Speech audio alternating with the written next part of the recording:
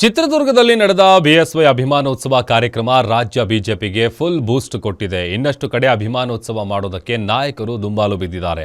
ಹಳೆ ಮೈಸೂರು ಭಾಗದ ಮಂಡ್ಯ ಹಾಗೂ ಬೆಳಗಾವಿ, ಕಲಬುರಗಿಯಲ್ಲಿ ಅಭಿಮಾನೋತ್ಸವ ಮಾಡಲು ಅವಕಾಶ ಮಾಡಿಕೊಡುವಂತೆ ನಾಯಕರು ಒತ್ತಡ ಹಾಕ್ತಿದ್ದಾರೆ. ಕರುನಾಡಲ್ಲಿ ಕಮಲವನ್ನು ಅರಳಿಸಿದ ಸಂತ, ಜನಸೇವೆಗಾಗಿ ಜನ್ಮ ಮೀಸಲಿಟ್ಟ ಧೀಮಂತ.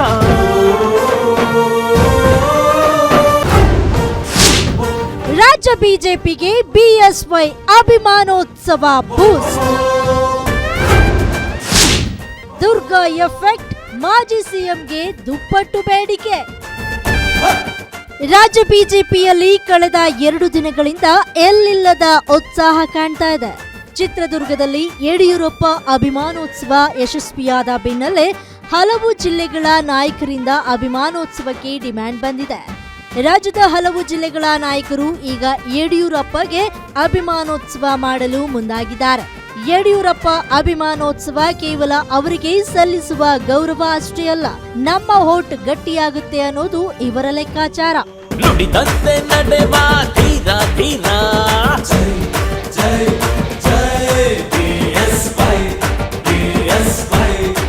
ಚಿತ್ರದುರ್ಗದಲ್ಲಿ ಕೇವಲ 13 ದಿನಗಳಲ್ಲಿ ಯಶಸ್ವಿ ಕಾರ್ಯಕ್ರಮ ಮಾಡಿದ್ರು.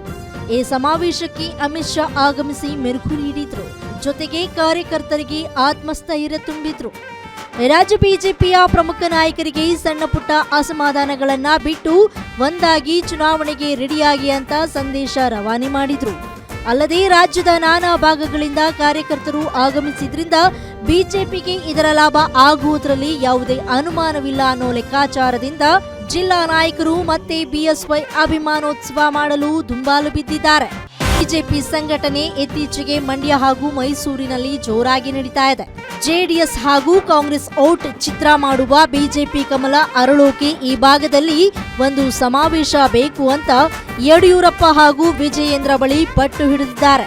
ಇನ್ನು ರಾಜ್ಯ ಕಾಂಗ್ರೆಸ್ ಸರ್ಕಾರದ ವೈಫಲ್ಯಗಳನ್ನ ಯಶಸ್ವಿಯಾಗಿ ಬಳಸಿಕೊಳ್ಳಲು ಕಲಬುರಗಿ ಭಾಗದಲ್ಲಿ ಇಂತಹ ಸಮಾವೇಶ ಅಗತ್ಯವಿದೆ ಅಂತ ಆ ಭಾಗದ ನಾಯಕರು ಒತ್ತಡ ಹೇರಿದ್ದಾರೆ.